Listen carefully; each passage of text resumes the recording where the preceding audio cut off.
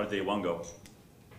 I thought it went well. I mean, certainly there's some things that we have to clean up from an operations standpoint, particularly on the offensive side of the ball.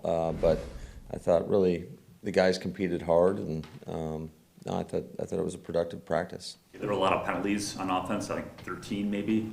Is that a concern, or is it just one of those things, it's the first kind of big deal? 13 on offense? I didn't have 13 on offense, but maybe you're better at counting than I am, obviously. No, I think there was like 7 procedural penalties, and that's really where my concern lies, is more the things that you can control, just focusing in on the snap count, making sure you're not covering up an eligible receiver, making sure we have enough guys on the line of scrimmage. I mean, those are silly penalties that can't happen. Hey, Matt, yesterday Aaron said he thought that 50 catches for each Aaron Jones and AJ Dillon was reasonable. Have you ever had 2 running backs, A, that flexible, and B, that combine to catch 100 passes in your offense ever? Well, I don't want to put limitations on that, so I mean, it could be more than that, right?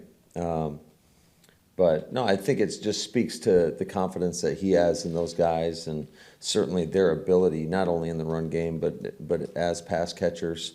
It's pretty unique when you have 2 guys as versatile as those 2 guys are, and as you look at a guy like AJ Dillon, there's just not too many backs that size that have those type of hands that are true, halfbacks. You can see some fullbacks that do that, but not halfbacks. With AJ, I know he didn't have many opportunities to catch passes at BC because of just his role. When did you start to realize he was capable of doing what he's been able to do as a receiving running back? I think it almost happened by accident. There was a couple times when we would have AJ in there, and I surely thought Aaron Jones was going to be in there, and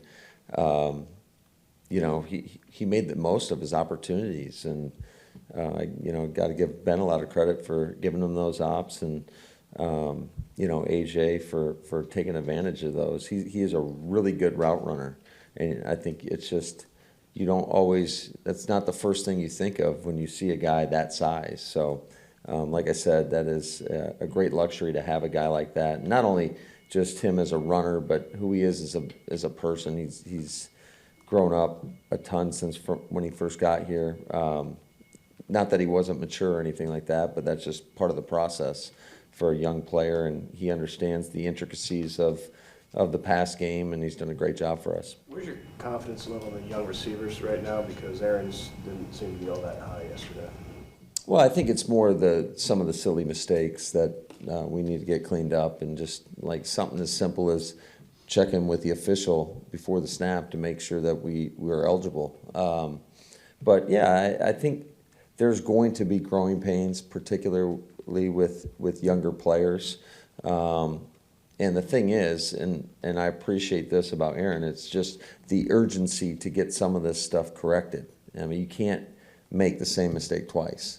Not in this league. We don't have time for it. And that's just enough time to get you beat. So certainly he's the ultimate competitor. And, I think it's good for these guys to feel that, because we got to make sure that they continue to show progress each and every day. And, it'll be a good opportunity today to see how these young guys respond. When you have guys, whether it be Romeo or Amari, that have splash plays and then have silly mistakes, how do you evaluate that with a young guy that shows it but not consistently? Well, I think that's always, the word that we're always looking for is the consistency, because that's the greatest measurement of performance. What these guys do on down in and down out. Anybody can do something one time. Can you put it together play after play after play? And I think that's just part of the process for some of these young players. And certainly there was a lot to like with a lot of the young guys, in particular Romeo. He did a great job at the line of scrimmage yesterday, beating press coverage, and that's a pretty salty defense. I mean, that is a good defense. They got good corners. Certainly they've got stars at every level of the defense. So I thought there was a lot of good things he did, and certainly there's some things that he needs to finish. Like, when you get behind the defense, you got to finish the play. So, but more than anything, we're just looking for that growth, for those incremental improvements to just show that progress. Matt, your history of running offenses, where does getting young wide receivers, rookie wide receivers ready to go early in the season kind of rank among the challenges? Is that one of the tougher ones? Yeah, I mean, I think every situation's different. So, you know, I'm trying to think back just throughout my career of young guys that we've had to implement early on, and but you know, I want to avoid comparisons as much as possible because every situation's different. Special teams unit looked yesterday, and new kicker on it looked pretty good from what we saw. Yeah, so it's a great challenge for our special teams. You talk about New Orleans, they're perennial top 5 unit in the league.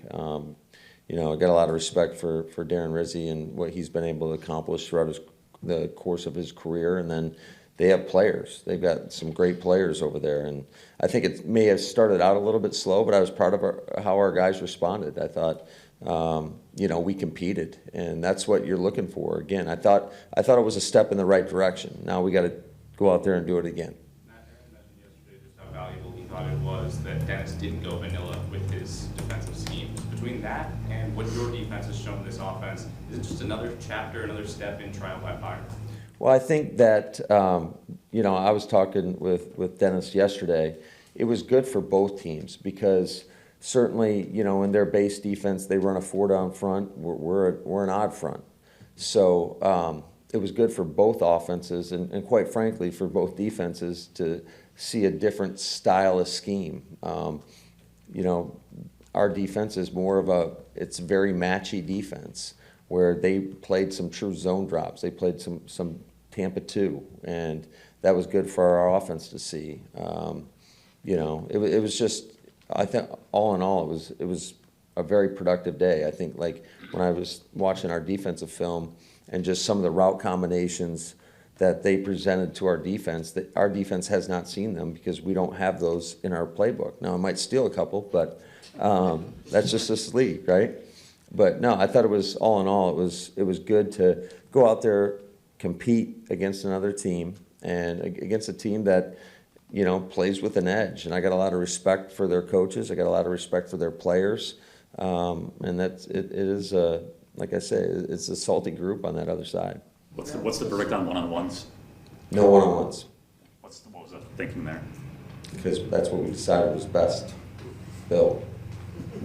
Now, what's his situation with Rashawn Gary? Is he going to practice? Yeah, he'll be out there today. It wasn't anything serious? No, nothing serious, just precautionary. You've not run many one-on-ones with your team, right, with offense against defense in this camp. Was that a change, or? Not necessarily. I mean, we've done, you know, we try to wait till we get the pads on to do those, and that's something that we'll probably do throughout the course of the next couple weeks. Once we, you know, get into next week, we'll definitely have those back in the mix. As Jordan progresses through the preseason, what are you hoping to see from him Friday that maybe you didn't see last week? I think just to continue to show improvement and making sure that, obviously, it always starts with decision-making at that position, making sure that he's making, whether it's the proper checks or the proper reads in the pass game. And then the timing element, I thought, by and large, I thought he was on time last week, but there were a couple plays that certainly he could be a little bit better on.